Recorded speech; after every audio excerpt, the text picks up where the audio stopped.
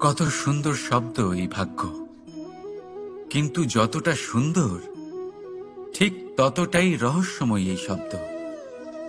কখন কি হবে কেউ জানে না। লোকে বলে যে ভাগ্যে যা লেখা আছে তার চেয়ে বেশি কিছুই পাওয়া যায় না, তার চেয়ে কমও কিছুই পাওয়া যায় না। নিয়তির যা রচনা তা কখনো মোছা যায় না।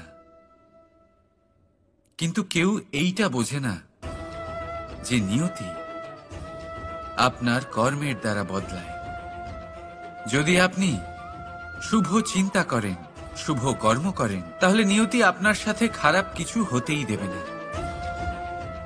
কখনো আকাশে পাখিদের দেখুন, তারা কখনো ভাগ্যের উপর নির্ভরশীল হয় না। যতই ঝড় আসুক, যতই তীব্র হাওয়া দিক, ঘুরতে থাকে, একটা জিনিস জড়ো করে নিজের সৌভাগ্য, নিজের বাসা নিজেই তৈরি করে। নিজের সন্তানের জন্ম দেয়, তাকে লালন পালন করে, নিজেই তাকে উড়তে শেখায়, কখনোই ভাগ্যের উপরে নির্ভরশীল হয় না সে। এই বিষয়টা আমাদেরও শিখতে হবে। তাই মনে রাখবেন, আপনার ভাগ্য নিয়তির লিখন নয়। আপনার ভাগ্য তাই যেটা আপনি দিনের পর দিন আপনি নিজেই লেখেন। কিছু নিজে পরিশ্রম করে, কিছু নিজের ভাবনার জোরে। রাধা রাধা। মানুষের স্বভাব হলো যে সে সবসময় নিজে বলতে চায়, কারুর কথা শুনতে চায় না। কিন্তু তার এই স্বভাব তাকে এক বিশাল বড় জ্ঞানের থেকে দূরে সরিয়ে রাখে, সামনের মানুষের ব্যক্তিত্বের জ্ঞানের থেকে দূরে। তাই যদি আপনি কাউকে চিনতে চান, কাউকে বুঝতে চান, তাকে থামাবেন না, শুধু বলতে দিন। কারণ একজন ব্যক্তির ব্যক্তিত্ব লুকিয়ে থাকে তার কথার মধ্যে, আর তার আসল পরিচয় লুকিয়ে থাকে তার শব্দের পেছনে। বলতে দিন, আস্তে আস্তে আপনি সব বুঝতে পারবেন। এটাই তফাৎ হলো একজন সাধারণ মানব আর একজন মহামানবের মধ্যে। এক যে কাউকে বলতে দেয় না, আর এক যে সবার কথা শুনে। তাহলে সিদ্ধান্ত আপনার, আপনি কি সাধারণ হতে চান না অসাধারণ? কারণ এই ভবিষ্যৎ আপনার। রাধা রাধা। ভাগ্য আর কর্ম, এই দুই এমন শব্দ যাকে ঘিরে সমগ্র সংসার। কেউ বলে আমার ভাগ্যে এটা ছিল না, যা পেলে আমার জীবন অন্যরকম হতো। কেউ বলে আমার গত জন্মের কর্ম নিশ্চয়ই এমন ছিল, যে কারণে এই জন্মে এরকম ভাগ্য পেয়েছি আমি। এসব বাদ দিন আর একবার শান্ত চিত্তে ভাবুন। আপনি বুঝতে পারবেন যে ভাগ্য আর কর্ম এই দুই এই জন্মের। তফাৎ শুধুমাত্র এটাই যে যদি ভাগ্যের কথা বলা হয়, তাহলে আপনি এই ভাগ্যের থেকে যত বেশি আশা করবেন তত বেশি নিরাশ হবেন আপনি। কারণ এই আশা আপনাকে কর্ম করা থেকে আটকায়। যদি কথা বলা হয় কর্মের, তাহলে নিজের কর্মের প্রতি যত বিশ্বাস রাখবেন তত বেশি সফলতা আপনার কাছে আসবে। তাই একটা কথা মনে রাখবেন, ভাগ্য আপনার কর্ম নির্ধারণ করে না, কিন্তু আপনার কর্ম আপনার ভাগ্যকে অবশ্যই নির্ধারণ করে। রাধা রাধা। এই সংসারে আলোর উৎস কি? সূর্য। এই সংসারে মিষ্টি জলের উৎস কি? নদী। এই সংসারে উচ্চতার প্রতীক কি হয়? হিমালয় পর্বত। আমরাও জীবনে এরকমই হতে চাই, সূর্যের মতো তেজস্বী হতে চাই, নদীর মতো পূজনীয় হতে চাই, হিমালয় পর্বতের মতো উচ্চতা লাভ করতে চাই। সব ঠিক আছে, কিন্তু তার জন্য আমরা কাজ কি করি? যদি এরকম আমরা হতে চাই, তাহলে সবার আগে সূর্যের মতো নিজেকে উজ্জ্বল করুন। সূর্যের সব থেকে বেশি আলো নিজের অন্তরে থাকে। নদীর মতো নিজের পথ নিজেই তৈরি করুন। পাথরের সাথে ধাক্কা খাওয়ার পরেও থেমে না যাওয়া শিখুন। হিমালয় পর্বতের মতো উচ্চতা লাভ করতে হলে সেটার মতো অটল থাকতে শিখুন। একটা কথা অবশ্যই মনে রাখবেন, নিজেকে জ্বালাবেন, তবেই সংসারকে আলোকিত করতে পারবেন। রাধা রাধা। প্রতীক্ষা, প্রয়াস, এই দুই জীবনের অভিন্ন অঙ্গ। দেখতে গেলে আমরা জীবনে কারোর না কারোর প্রতীক্ষা অবশ্যই করি। সে কোনো ব্যক্তি হোক বা সময় হোক বা কোনো ভাবনা, সবকিছুই হতে পারে। আর দেখতে গেলে সব সময় কেউ না কেউ কিছু প্রয়াসও করে চলেছে। যেমন সাফল্য আসার প্রতীক্ষা, বিফলতা যাতে না আসে তার জন্য প্রয়াস, সুখ আসার প্রতীক্ষা, দুঃখ যাতে না আসে তার জন্য প্রয়াস। এবার প্রতীক্ষা আর প্রয়াসের মধ্যে এক ঘনিষ্ঠ সম্পর্ক রয়েছে, আর তা হল যিনি প্রতীক্ষা করেন তিনি ঠিক তাই পান যা একজন প্রয়াস করা ব্যক্তি পেছনে ফেলে আসে। তাই প্রতীক্ষা নয়, প্রয়াস করুন। এই প্রয়াসের মধ্যেই সুখের চাবিকাঠি রয়েছে। রাধা রাধা। মানুষ কর্ম করেন। আমি বারংবার বলি যে ফলের আশা করবেন না।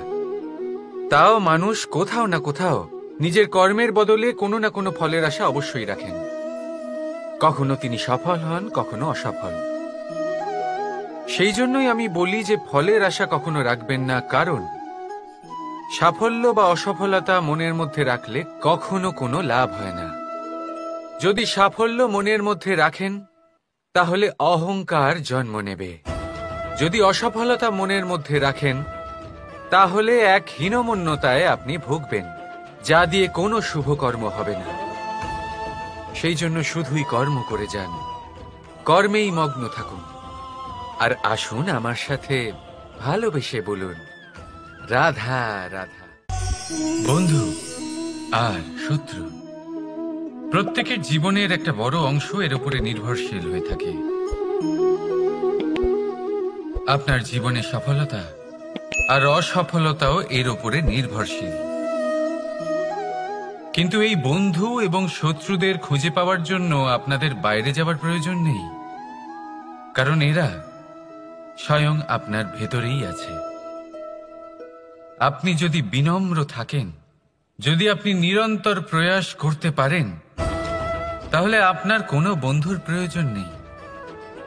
যদি আপনার মধ্যে অহংকার থাকে, যদি প্রতি কথায় আপনার মধ্যে ক্রোধ উৎপন্ন হয়, তাহলে আপনার শত্রুর কোনো প্রয়োজনই নেই।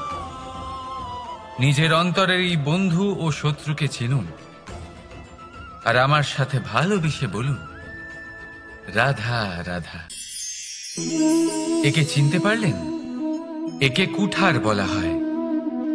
আপনারা জীবনে কোথাও না কোথাও কোনো না কোনো রূপে এটা দেখেই থাকবেন। একটা ব্যাপার নিশ্চিত, এই কুঠার ছাড়া কোনো বৃক্ষকে কাটতে পারা সরল নয়।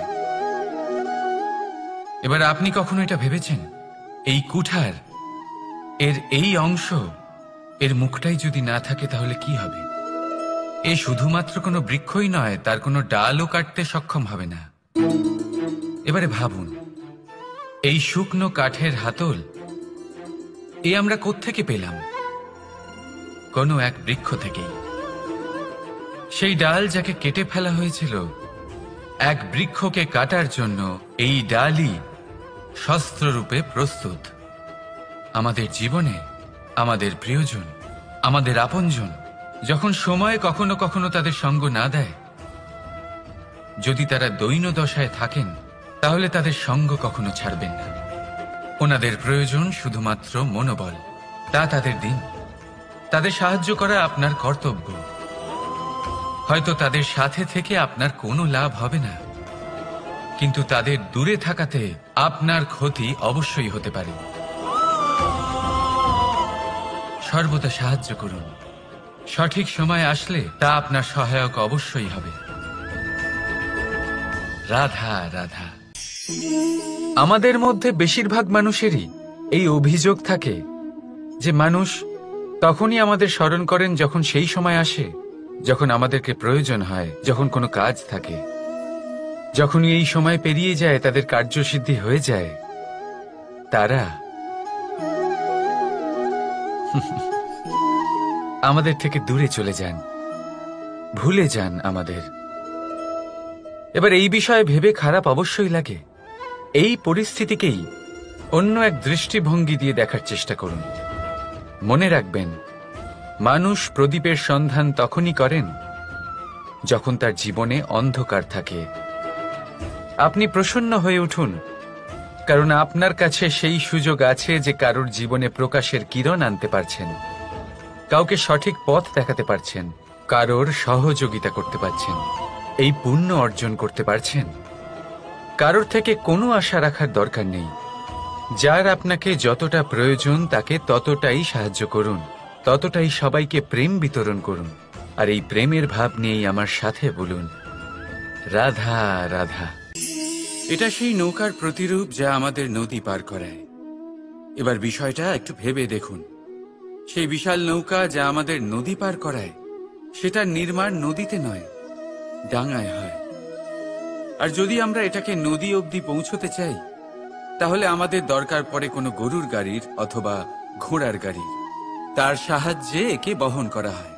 এবার পথে যদি কোনো জলধারা আসে, কোনো নদী আসে, আর সেটাকে পার করতে হয়, তাহলে তখন সেই নৌকার ওপরে গাড়ি রাখা হয়, তারপর তাকে পার করা হয়। অর্থাৎ এই যাত্রা দুজনের সংযোগ ছাড়া সম্পূর্ণ হতেই পারবে না। সেই জন্যই এই প্রবাদ আছে, কখনো নৌকা তো কখনো গাড়ি। আমাদের সম্পর্কের মধ্যে অতি আবশ্যক, আমাদের সম্পর্কের মধ্যে অত্যন্ত গুরুত্বপূর্ণ হল সংযোগ। সবসময় একসাথে চলা, সংযোগ স্থাপন করা।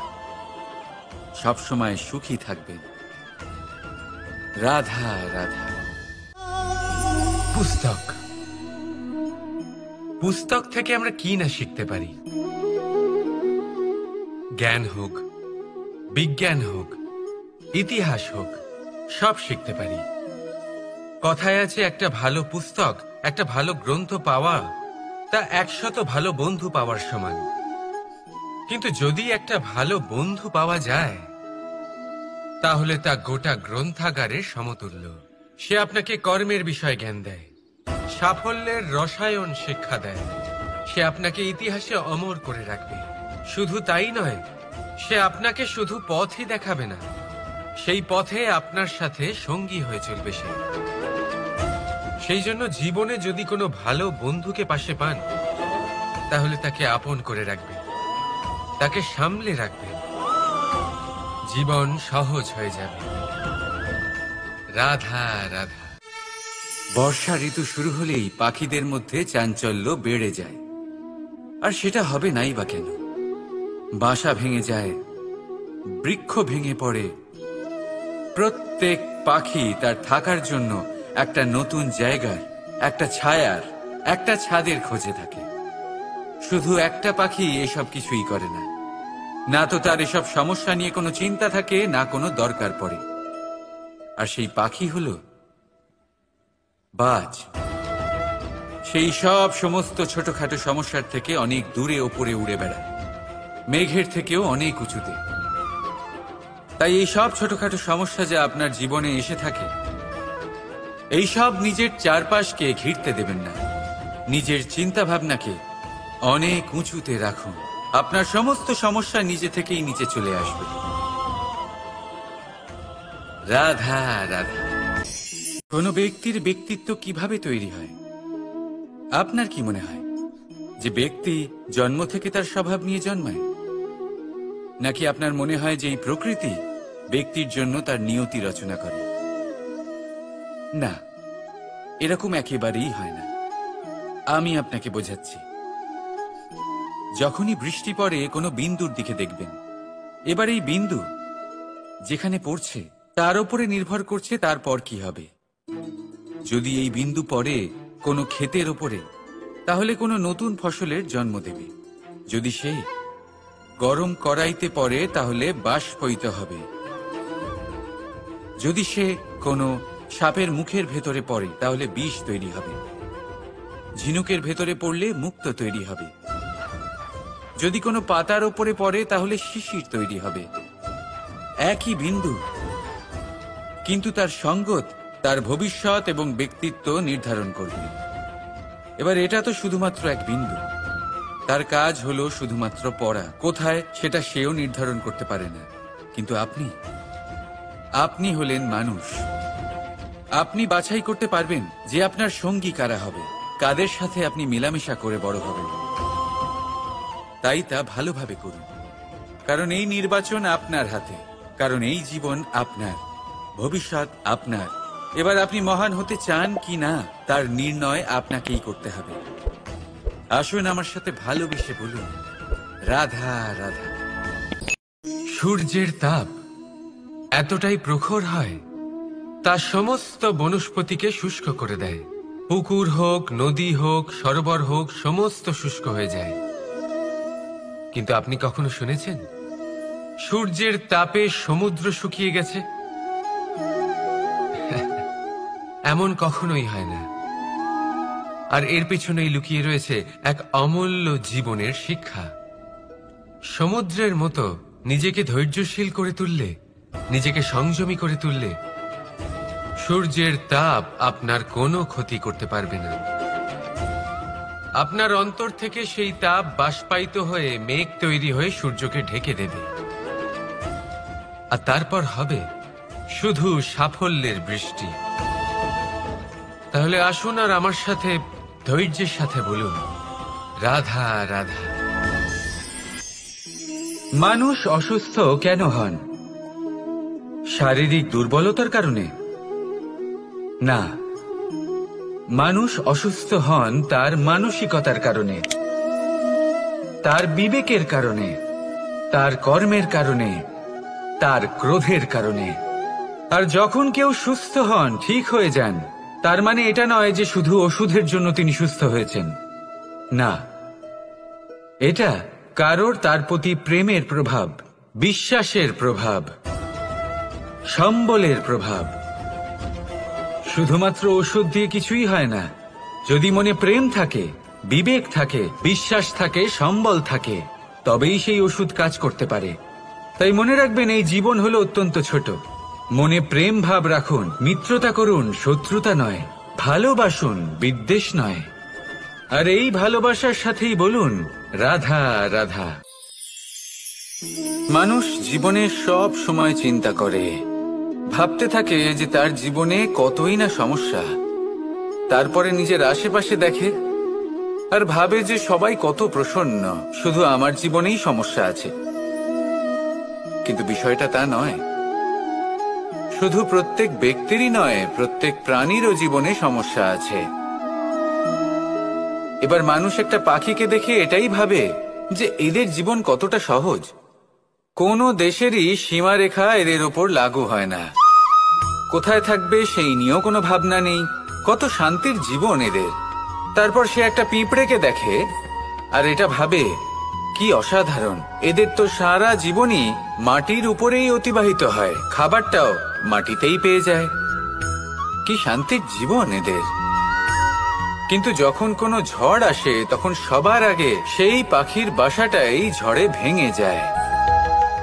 এই পাখি যে শাখাতেই গিয়ে বসে পড়ুক, তাদের উপর সবসময় সংকট থাকে যে ওপর থেকে কোনো বড় পাখি এসে তাদের উপর প্রহার না করে, তারা নিজেদের প্রাণ না হারায়।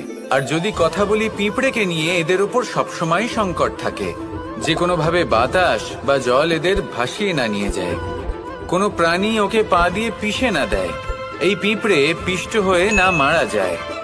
দেখুন, সমস্যা প্রত্যেকের জীবনে রয়েছে, আর এই সমস্যা আসতেই থাকবে। এর অর্থ এটা নয় যে এই সমস্যার সম্মুখীন হওয়া যায় না, এর সমাধানও সম্ভব নয়। প্রত্যেক সমস্যার সমাধান অবশ্যই আছে, শুধু শান্ত মনে সেটা খুঁজে বের করতে হবে। তাহলে সেটাই করুন, প্রত্যেক সমস্যার সমাধান করতে থাকুন। যত সমাধান করবেন, জীবন আনন্দময় হয়ে উঠবে। যদি সমাধান না করেন, তাহলে আজীবন দুঃখই পেতে থাকবেন। আসুন আমার সাথে ভালোবেসে বলুন, রাধা রাধা।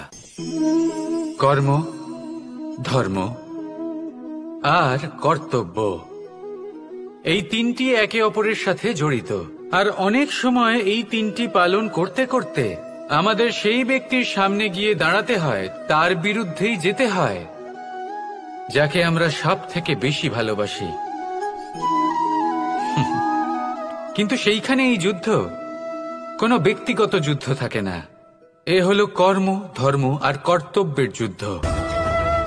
এটা সরল নয়, অত্যন্ত কঠিন হয় তার সম্মুখীন হওয়া যাকে আমরা সব থেকে বেশি সম্মান করি। কিন্তু আমাদের তো আমাদের ধর্মের পথে চলতেই হবে, কারণ আমরা কর্মবদ্ধ, কর্তব্যবদ্ধ, আর এটাই করা উচিত। শুধু এটুকু মনে রাখবেন, যদি আপনার উদ্দেশ্য শুভ হয়, আপনার ভাবনা শুভ হয়, আপনি যদি কর্ম, ধর্ম আর কর্তব্যের পথে অগ্রসর হন, তাহলে এই প্রক্রিয়াতে যদি আপনাকে আপনার আরাধ্যেরও সামনে দাঁড়াতে হয়, তাহলেও আপনার কোনো ক্ষতি হবে না। তাহলে আসুন আর আমার সাথে ভালোবেসে বলুন, রাধা রাধা।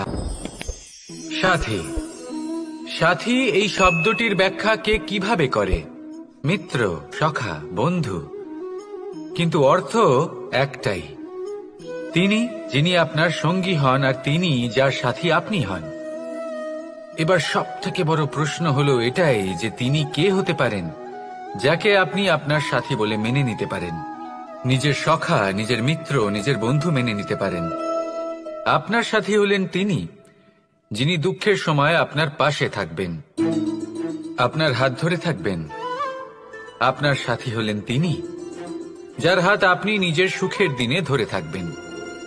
সেই সাথীরই হাত ধরুন যিনি দুঃখে সবসময় আপনাকে সাহায্য করার জন্য তৎপর হয়ে থাকেন, আপনার পাশে থাকেন, আর যাকে সুখের দিনে আপনি আপনার সাথে রাখতে পারেন। আর যখন আপনার সাথে আপনার এই সাথী থাকবে, তখন আপনি এটা বুঝবেন যে যখন জীবনে দুঃখ আসে, তখন এই দুঃখ কমে যায়, সবার মধ্যে ভাগ হয়ে যায়। আর যদি তখন সুখ আসে, তাহলে সেটা সবার উপস্থিতিতে আরো বেড়ে যায়। এটাই হলো প্রেম, এটাই হলো ভালোবাসা, এটাই হলো সঙ্গ। যেমন সম্পর্ক আমার আর রাধার মাঝে। তাহলে আসুন আর আমার সাথে ভালোবেসে বলুন, রাধা রাধা। মানুষ এক অত্যন্ত বিচিত্র প্রাণী। পরিকল্পনা করে, ষড়যন্ত্র করে, প্রচেষ্টা করে, কাউকে পরাজিত করার চেষ্টাও করে। সাপকে একটা দড়ি মনে করে হাতে চেপে ধরার চেষ্টা করে, কিন্তু একটা কথা বুঝতেই পারে না, সময়ের এই সাপ, এটা হাতে চেপে ধরাই যায় না। আর আপনি যা করবেন তা আবার ফিরে আসবে আপনারই সামনে। দেখুন, এতে কিছুই যায় আসে না যে আপনি কুম্ভকারের পুত্র নাকি কৃষ্ণের পুত্র। যদি আপনি অনুচিত কর্ম করেন, তাহলে আপনার সাথেও অনুচিতই হবে। অশুভ কর্ম করলে আপনার সাথেও অশুভই হবে। কুরু বংশ অত্যন্ত মহান বংশ ছিল। এই কুরু বংশ কি হলো তার সাথে? একটা গোটা বংশ বয়ে গেল, কারণ ওনাদের উদ্দেশ্য অশুভ ছিল। অন্যদিকে 5 জন বনবাসী পাণ্ডব মহাভারত বিজয়ী হলেন, কারণ তাদের উদ্দেশ্য শুভ ছিল। তাই মনে রাখবেন, শুভ অগ্নি প্রজ্বলিত করবেন, শুভ তাপ সঞ্চার হবে। অশুভ অগ্নি প্রজ্বলিত করবেন, নরকেই জ্বলতে হবে। তাহলে আসুন আর আমার সাথে ভালোবেসে বলুন, রাধা রাধা। জীবনে এমন কিছু কাজ রয়েছে যা আপনাকে একাই করতে হয়, আর এমন কিছু কাজ রয়েছে যা আপনাকে একসাথে মিলে করতে হয়, একজোট হয়ে, সঙ্গবদ্ধ হয়ে। এবার সঙ্গবদ্ধ বলতে কি বোঝাতে চাইছি? আমি তাদের কথা বলছি না যারা বাস্তবিকভাবে একে অপরের সাথে কাজ করেন। আমি তাদের কথা বলছি যারা একে অপরের থেকে দূরে থেকেও একে অপরকে বিশ্বাস করেন। আমি আগেও বলেছিলাম, সমস্ত বিশ্বের আশা বিশ্বাসেই বসবাস করে, তাই না? তাই যেখানে সমস্ত বিশ্ব আছে, সমস্ত সংসার আছে, সেইখানেই বিশ্বাস রয়েছে। তাই আপনার আশেপাশে এমন দল সঙ্গবদ্ধ করুন যাদের আপনার উপর বিশ্বাস আছে আর যাদেরকে আপনি বিশ্বাস করতে পারেন। তাহলে আসুন আর আমার সাথে ভালোবেসে বলুন, রাধা রাধা। আমরা যে মানুষকে চাই, যাকে আমরা ভালোবাসি, তাকে একটা উপহার অবশ্যই দিতে চাই। এমন এক উপহার যা ওনার ভালো লাগবে, যা শ্রেষ্ঠ হবে, অতি প্রিয় হবে, বহুমূল্য হবে, বা বলতে পারেন মূল্যবান হবে। তাই আমরা কি করি? আমরা বাজারে যাই, তার জন্য স্বর্ণ, আভূষণ, হিরে, মুক্ত এইসব নিয়ে আসি। কিন্তু এটাই কি সর্বশ্রেষ্ঠ উপহার? কখনোই নয়। সর্বশ্রেষ্ঠ উপহার হলো স্বাধীনতা, তাকে নিজের মনের মতো বাঁচার স্বাধীনতা। যদি আপনি কাউকে স্বাধীনতা না দিতে পারেন, তাহলে সে কোথাও না কোথাও বন্দী হয়ে যায়, তার বিকাশ কোথাও না কোথাও আটকে যায়। কিন্তু যদি আপনি কাউকে স্বাধীনতা দিতে পারেন, তাহলে আপনি দেখবেন ও সমস্ত সংসারকে, এই জীবনকে নিজের দৃষ্টিভঙ্গি দিয়ে দেখবে, বুঝবে যে কোনটা হলো উচিত আর কোনটা হলো অনুচিত। আর এটাই হলো সর্বশ্রেষ্ঠ। আর এবার যদি কাউকে স্বাধীনতার মাধ্যমে এত বড় একটা শক্তি দিতে পারেন, তাহলে আপনি আমাকে বলুন, এর থেকে বড় উপহার আর কি হতে পারে?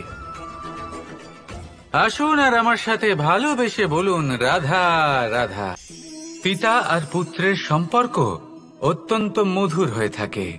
পিতা স্বপ্ন দেখেন, তাকে পূর্ণ করার সকল সম্ভাব্য চেষ্টা করেন, কিন্তু তাও অনেক সময় ওনার স্বপ্ন অপূর্ণ থেকে যায়। তখন পিতা ভাবেন যে স্বপ্ন উনি পূর্ণ করতে পারেননি, ওনার সন্তান তা অবশ্যই পূরণ করবে। যে স্থানে উনি কখনো পৌঁছতে পারেননি, সেই স্থানে ওনার পুত্র অবশ্যই পৌঁছবে।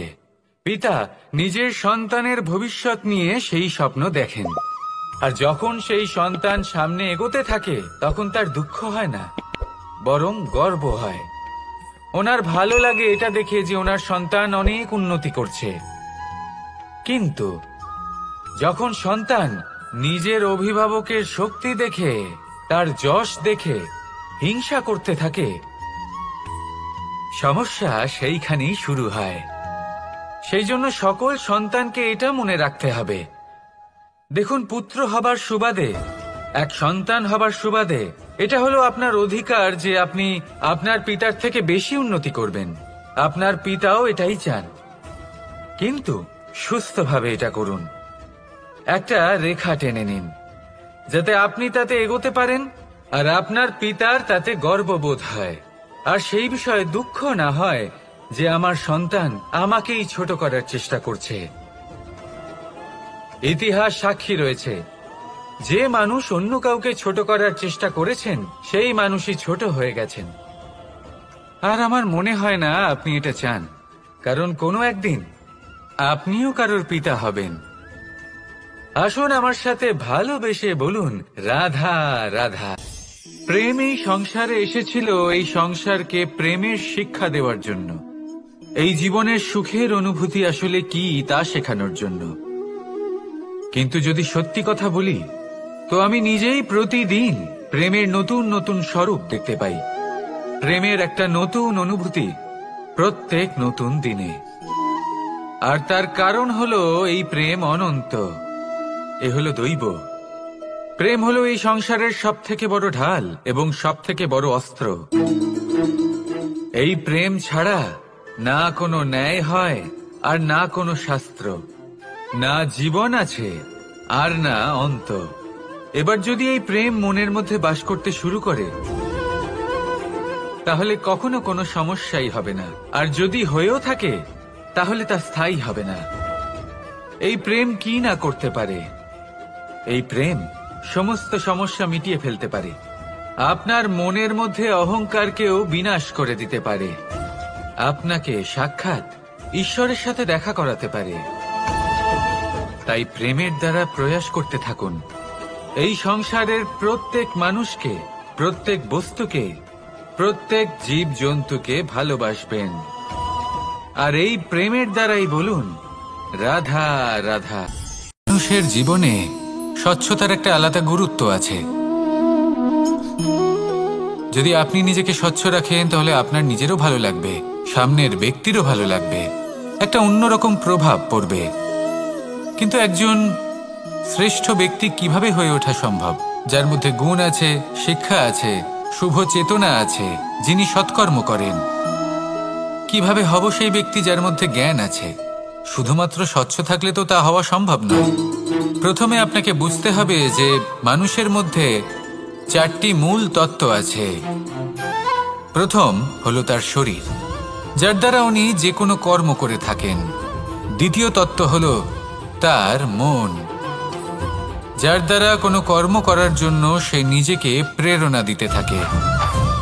তৃতীয় তত্ত্ব হলো বুদ্ধি, যে কর্ম আমরা করতে চাই, যে লক্ষ্যে আমরা পৌঁছতে চাই, সেটা আমরা কিভাবে কোন পথে করব সেটা স্থির করা যায় বুদ্ধি দিয়ে। আর চতুর্থ তত্ত্ব হলো আত্মা।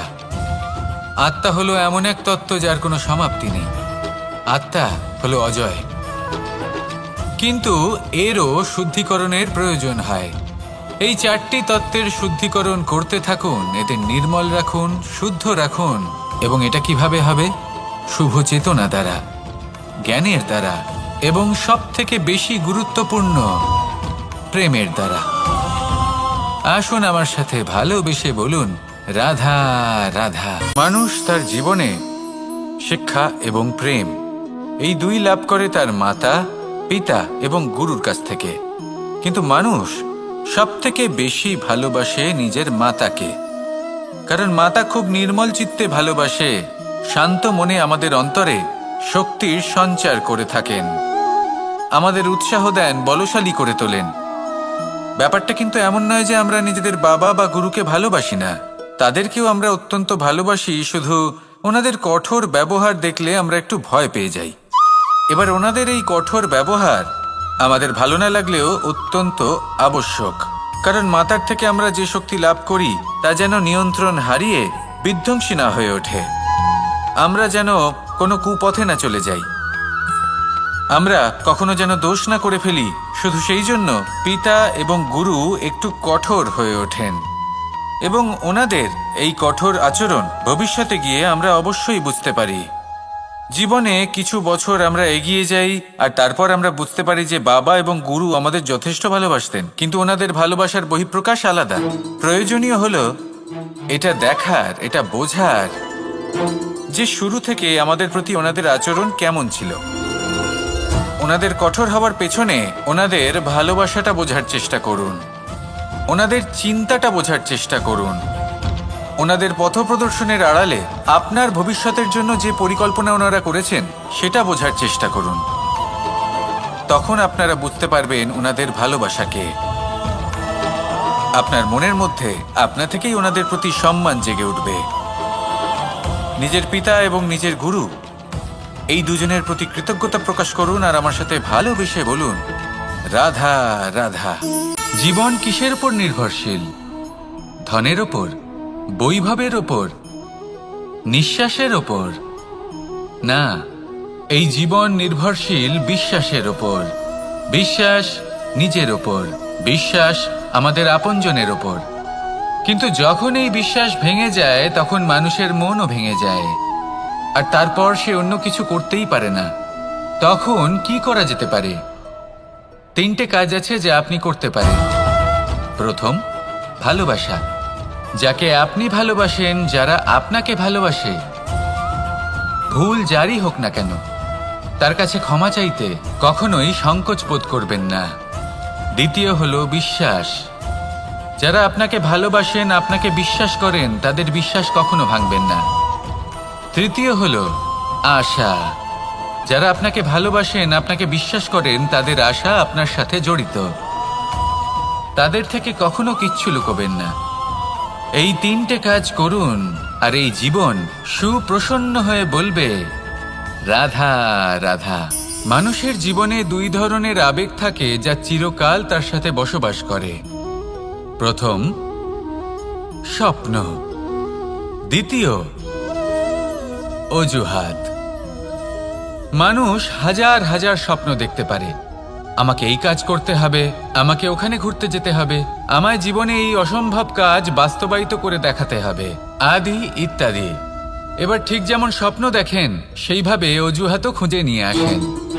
আমি এই স্বপ্ন পূরণ করতে পারলাম না, কারণ আমাকে কেউ সাহায্যই করল না, কারণ আমি দুর্বল হয়ে পড়েছিলাম, কারণ আমার কাছে সময়ই ছিল না, আদি ইত্যাদি। এবার সাফল্য এবং অসফলতার মাঝখানে এই ধরনের সংঘর্ষ হতে থাকে। সাফল্য তখন লাভ করা সম্ভব যখন আপনার স্বপ্ন আপনার অজুহাতের থেকে অনেক বড় হয়, আর অসফলতা তখন পাবেন যখন আপনার অজুহাত আপনার স্বপ্নের থেকে অনেক বড় হয়। আপনি যদি সাফল্য লাভ করতে চান তাহলে চেষ্টা করতে থাকুন, পরিশ্রম করুন। যদি অসফল হন তাহলে ভয়ভীত হওয়ার কোনো প্রয়োজন নেই। নিজের ভুল বুঝুন, তাকে শুধরে নিন, আবার চেষ্টা করুন। কিন্তু যদি নিজের জীবনে অজুহাত নিয়ে আসেন তখন স্বপ্ন কখনো পূরণ হবে না। আসুন আমার সাথে ভালোবেসে বলুন, রাধা রাধা। ভয়ের সাথে আমরা সবাই পরিচিত, কষ্টও আমরা সবাই পেয়েছি। কখনো কখনো আমরা অসুস্থ হয়ে পড়ি, আর এমন সময় হলে মাতার মমতা, কখনো বাবার স্নেহ, কখনো বন্ধুদের পাশে থাকার অনুভূতি আমাদের রোগ নিরাময়ে সাহায্য করে। কখনো যদি আমরা নিরাশ হয়ে পড়ি, তখন যদি আমাদের কোনো আপনজন আমাদের দুটো ভালো কথা বলে, তখন আমাদের মনোবল বেড়ে যায়।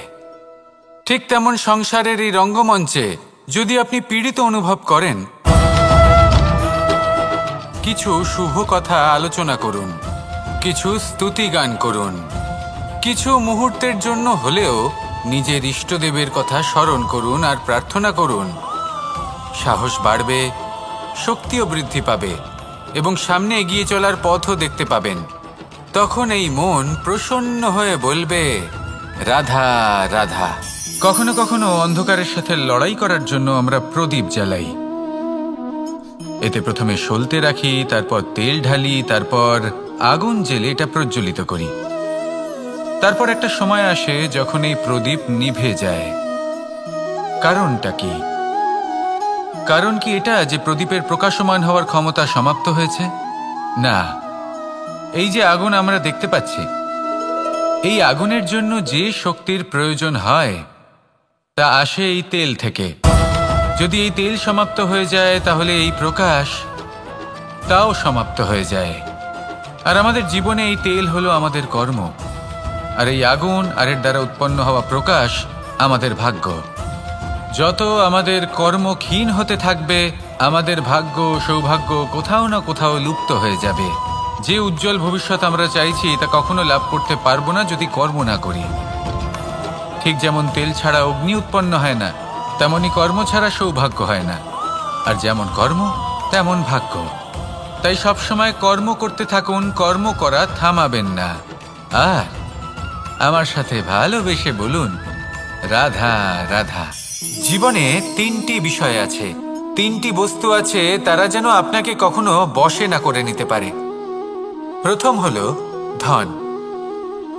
ধন যতক্ষণ আপনি ব্যবহার করতে থাকেন, যতক্ষণ তা আপনার কাজে আসছে, ততক্ষণ ঠিক আছে, এই ধন আপনার কাছে অমৃত। কিন্তু যখন এই ধন আপনাকে ব্যবহার করতে শুরু করে, বুঝে যাবেন যে আপনার পতনের সময় শুরু হয়েছে। দ্বিতীয় বিষয়, ফেলে আসা অতীত। যাই করুন, আপনি অতীত পাল্টাতে পারবেন না, আর এই সত্যিটা আপনিও জানেন। কিন্তু তাও এর বশবর্তী আমরা হয়ে পড়ি। আর যখন তাই হয়, তখন এই সংসারে আমরা যেখানেই যাই না কেন, যত বড়ই সুখ লাভ করি না কেন, সেই সব আমাদের কাছে তিক্ত বলে মনে হয়। তৃতীয় বিষয়, আপনার আশেপাশের মানুষ ভিন্ন ভিন্ন ধরনের মানুষ হয়, যাদের চিন্তা ভাবনা এবং দৃষ্টিভঙ্গি ভিন্ন ভিন্ন প্রকারের। যদি এদের বশবর্তী আপনি হয়ে পড়েন, তাহলে কেউ বলবে এটা করো, এটা ভালো। কেউ বলবে এটা করো না, ওটা করো, ওটা ভালো কাজ। কেউ বলবে এই দুটোই করো না, অন্য কিছু করো। এই কথাগুলিতে আপনি এতটাই জড়িয়ে পড়বেন যে আপনি লক্ষ্যভ্রষ্ট হয়ে পড়বেন। তাই এই তিন বিষয় থেকে সাবধানে থাকবেন। যদি কোনো কিছু বশ করতে হয়, তাহলে আপনাকে বশ করতে হবে আপনার আজকে, নিজের বর্তমানকে। এটা খুব প্রয়োজনীয়। এটা ভাববেন যে এই সময়ের সদ্ব্যবহার আমি কিভাবে করব, সময়কে শাসন কিভাবে করব, ওই কর্ম কিভাবে করব যাতে ভবিষ্যতে কখনো আমার আফসোস না হয়, বরং এই সংসার আমাকে নিয়ে গর্ব করবে, সেই কর্ম করুন। আর যখন আপনি এটা শিখে নেবেন, তখন আপনি নিজেই নিজেকে প্রকৃত অর্থে ভাগ্যশালী করে তুলবেন। আসুন আমার সাথে ভালোবেসে বলুন, রাধা রাধা। অনেক সময় আমরা কারোর নীরবতাকে তার দুর্বলতা ভেবে বসি। হতেই পারে সেই ব্যক্তি উত্তর দিতে চাইছেন না, হতে পারে অন্য কোনো কারণ আছে যা আমরা বুঝতেই পারছি না। সেই জন্য তাকে দুর্বল ভেবে নেওয়া অনুচিত। দেখতে গেলে এই বিশাল সমুদ্র এও কিন্তু নীরব, শান্ত হয়। কিন্তু যখন সে রুদ্র মূর্তি ধারণ করে তখন কি হয়? সমগ্র সংসারকে বিনাশের পথে নিয়ে যায় এই সমুদ্র, প্রলয় সৃষ্টি করে। সেই জন্য কারোর সহ্য শক্তিকে দুর্বলতা বলে মনে করবেন না। কারণ যদি এই নীরবতা নিজেকে ভেঙে বেরিয়ে আসে, তাহলে তা বিনাশের সমস্ত সীমা পার করে যেতে পারে। তাই এই নীরবতাকে সবসময় বুঝুন, সবসময় একে সম্মান করতে শিখুন, আর আমার সাথে ভালোবেসে বলুন, রাধা রাধা। কখনো কোনো চাতক পাখিকে দেখেছেন? কথায় আছে যে বছরে মাত্র একবার সে তার তৃষ্ণা মিটিয়ে থাকে, আর তাও আকাশে ভেসে থাকা মেঘের দ্বারা ঘটানো বৃষ্টির জলের ফোঁটা থেকে। আর কোথাও থেকে সে তার তৃষ্ণা পূরণ করে না। সারা বছর সে নিদারুণ গরম সহ্য করে, তীব্র শীতও সহ্য করে, শুধু এই আশা নিয়ে যে বছরে একবার অন্তত সেই মেঘের ঘন ঘটা হবে, বৃষ্টি হবে, আর সে তার তৃষ্ণা নিবারণ করবে। এটা আসলে কি? এটা আসলে বিশ্বাস। সেই বিশ্বাস যে বছরে একবার সেই মেঘ আসবে তৃষ্ণা নিবারণ করতে। যেমন দেখুন, একটা সূর্যমুখী ফুল সারা রাত অন্ধকারের সাথে যুদ্ধ করে, কারণ তার বিশ্বাস যে ভোরবেলায় সূর্য তাকে অবশ্যই দর্শন দেবেন। সেটাও বিশ্বাস ছিল যার উপর ভরসা করে মনু একটা নৌকা নিয়ে বেরিয়ে পড়েছিলেন এবং সমস্ত সৃষ্টিকে প্রলয়ের হাত থেকে বাঁচিয়েছিলেন। সেটাও ছিল ভালোবাসার প্রতি বিশ্বাস, যার উপর ভরসা করে বানর এবং ভাল্লুক সেনা নিয়ে শ্রীরাম আক্রমণ করেছিলেন সমস্ত বরদানপ্রাপ্ত অসুরগণ এবং রাক্ষসগণের লঙ্কায় এবং জয় লাভ করেছিলেন। এই বিশ্বাসই হলো এই বিশ্বের আশা।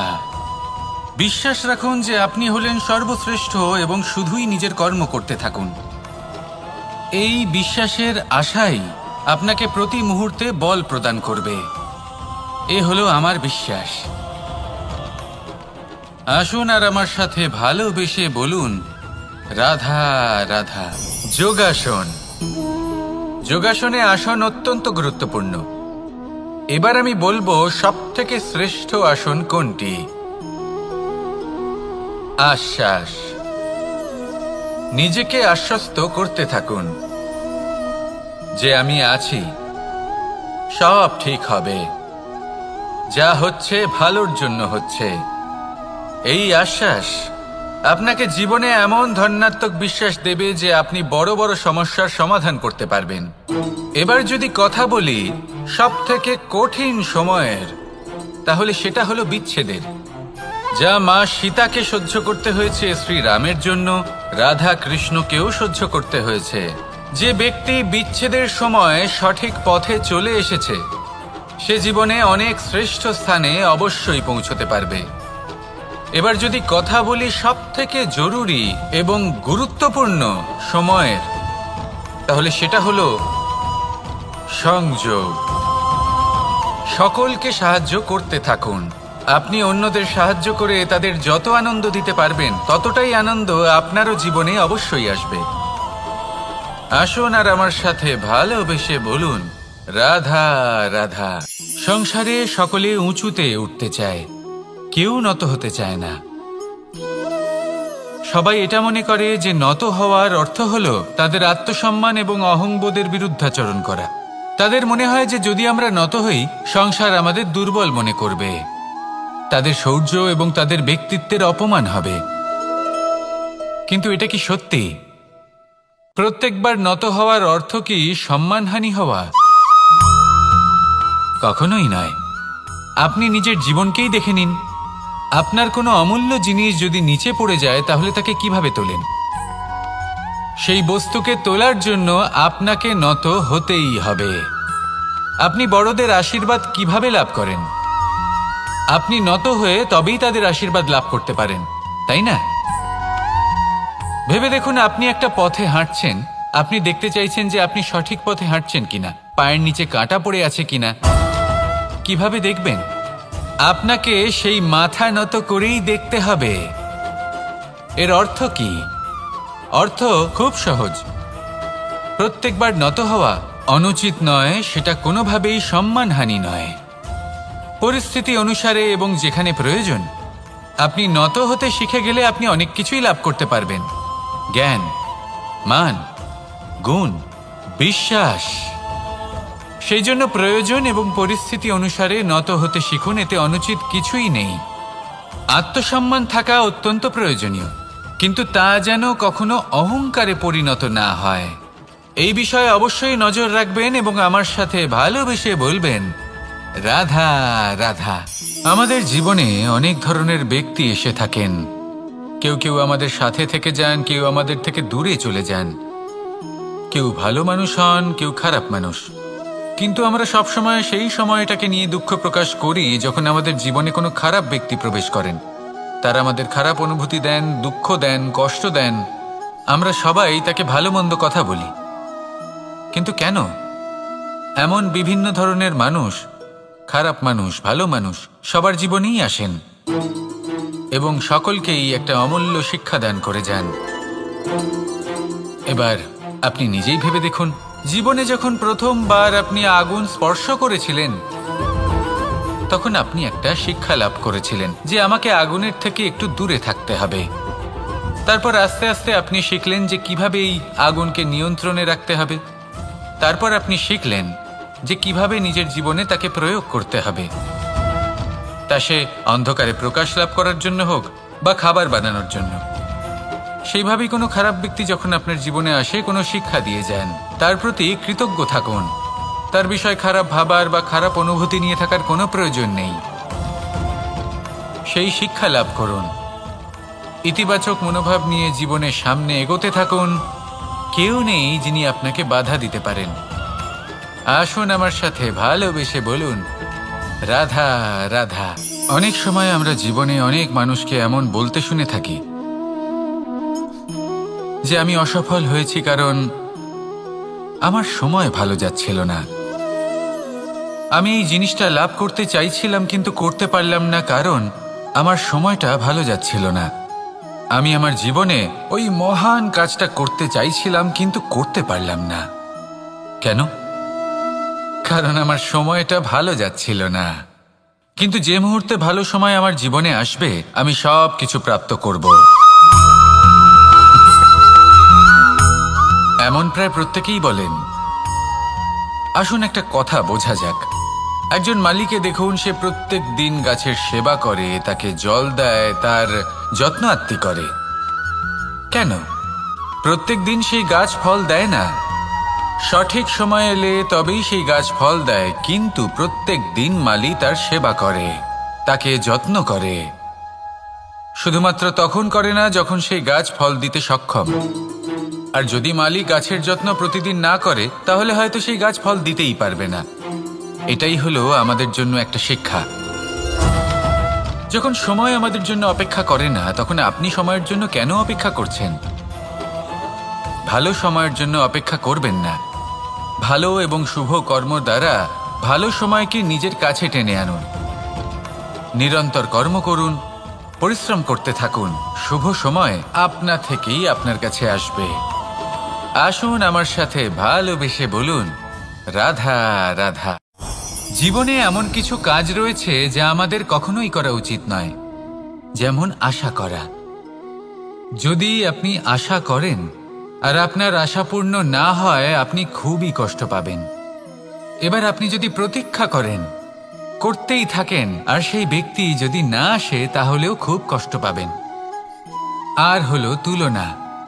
আপনি যদি তুলনা করতে যান তাহলে এটাই ভাববেন যে হয় আমি বা অন্য কোনো ব্যক্তি, এই দুজনের মধ্যে কোনো এক ব্যক্তি নিকৃষ্ট।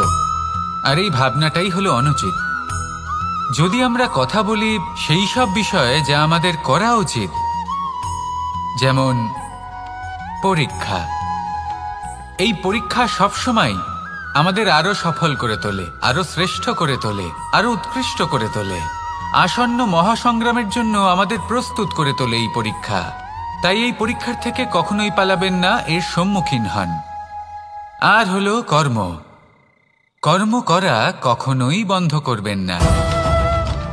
তুলনা করার বদলে কর্ম করুন, প্রতীক্ষা করার বদলে কর্ম করুন, আর আশা করার বদলে কর্মই করুন। জীবন সফল হয়ে যাবে। দেখুন, সবার শেষে সত্যি বলতে এই কর্ম আর এই পরীক্ষা, এই দুই আমাদের জীবনকে সুখী করে তুলতে পারে। আসুন আর আমার সাথে ভালোবেসে বলুন, রাধা রাধা। আমি অনেক সংখ্যক মানুষকে দেখেছি, তাদের কাছে অত্যাধিক জ্ঞান আছে, শিল্প আছে, ধন আছে, কীর্তি আছে, কিন্তু তারা এই সব কিছু নিজেদের কাছেই রাখেন, এই সমাজে বিতরণ করেন না। কারণ হলো ভয়। ওনাদের মনে হয় যে যদি আমি এই সব কিছু সমাজে বিতরণ করি, তাহলে সমাজ আমার শিল্প হোক, ধন হোক, জ্ঞান হোক, কীর্তি হোক, সবকিছু চুরি করে নিয়ে যাবে, আর তার বদলে আমি কিছুই পাবো না। এটা কিন্তু সত্য নয়। সত্য হলো এটাই যে যদি আপনি নিজেকে এই সংসারের প্রতি সমর্পিত করেন, তাহলে এই সংসার আপনার প্রতিও সমর্পিত থাকবে। আপনি শুধু ধন, জ্ঞান, কীর্তি, সম্মান পাবেন তাই নয়, বরং এই সমাজ আপনাকে নিজের চোখে হারাবে, মনের মধ্যে স্থান দেবে। তাই এই ভয় ত্যাগ করে দেখুন কিভাবে এই সমাজ আপনাকে প্রেম সমর্পণ করে। আসুন আমার সাথে ভালোবেসে বলুন, রাধা রাধা।